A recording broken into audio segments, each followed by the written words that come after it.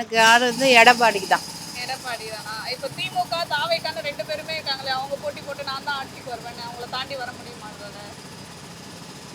என்ன சொல்கிறது அது, அவங்க எங்களுக்கு வந்து இவர் வந்தால் நல்லா இருக்கும்னு தான் எங்களுக்கு தோணுது. அவங்க தாண்டி வந்தால் நம்ம மக்கள்கிட்ட தான் இருக்குது. ஆனா இப்ப விஜய் அவர்கள் வந்து 2 வருஷம் தான் ஆகுது கட்சி தொடங்கி. இப்ப திமுக, அதிமுக 2 பேருமே எதிர்க்கிறாரு. அதை எப்படி பாக்குறீங்க? எடப்பாடி கூட விஜய் சேர்ந்தா ஜெயிக்கும். ஆனா அதிமுக தானே ஊழல் கட்சி சொல்றாரு விஜய்.